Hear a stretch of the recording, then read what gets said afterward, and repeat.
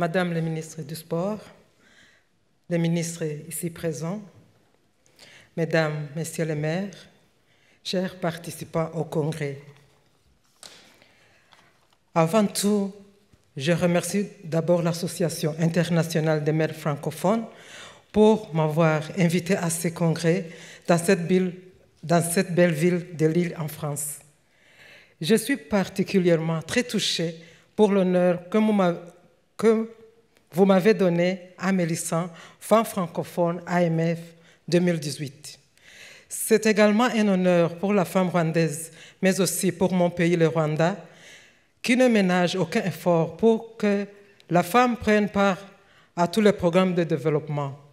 Vous savez tout qu'au Rwanda, les femmes représentent au moins 50% dans les organes de prise de décision et plus de 60% au Parlement. C'est une grande décision politique que notre leadership a prise il y a plus de 20 ans et qui donne de bons résultats.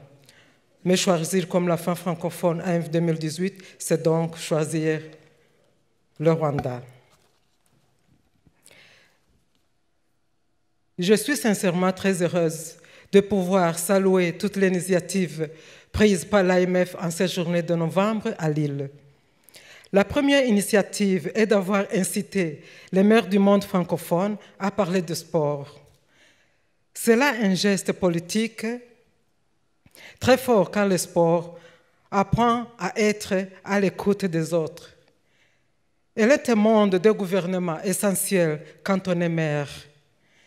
La seconde initiative est le message fort que vous portez vers l'international en faveur des femmes leaders.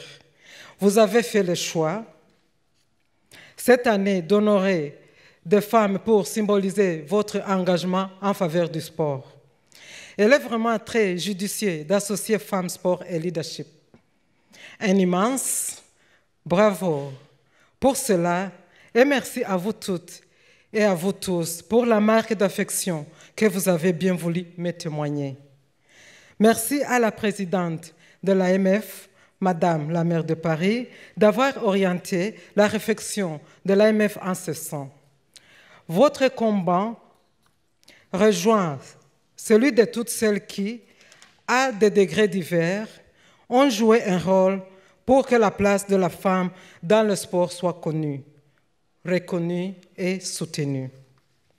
Mes amis, le sport, sa place avec ses valeurs, ne sont pas des acquis, pas plus que le vivre ensemble.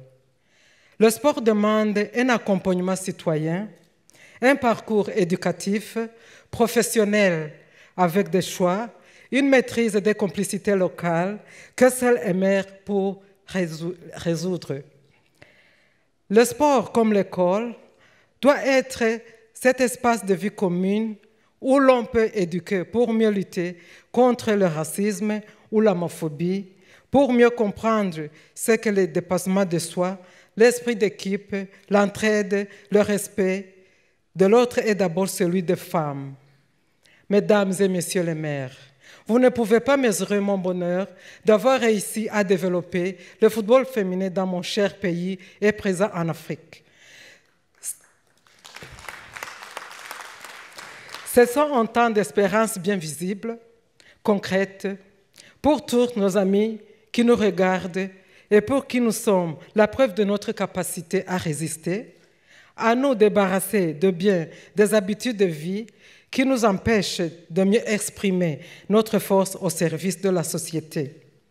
Nous, les mères de famille, nous savons la force du sport sur nos enfants.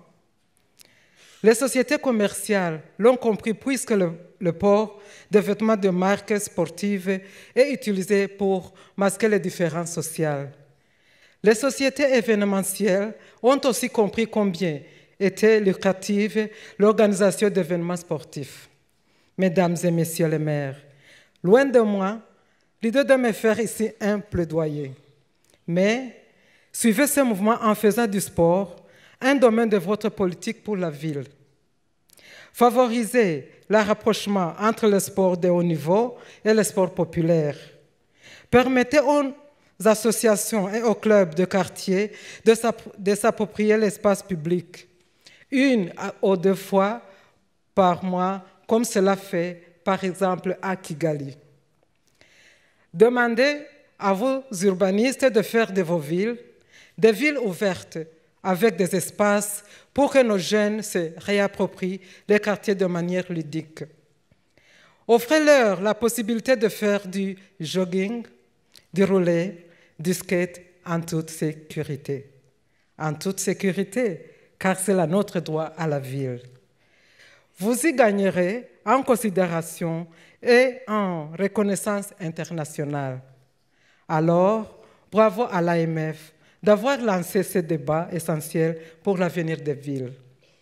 Et merci d'avoir choisi des femmes pour porter ce message, car les femmes, plus que tout autre, ont conscience de ce qu'il est droit à la ville, le nôtre, celui de nos enfants. Je vous remercie.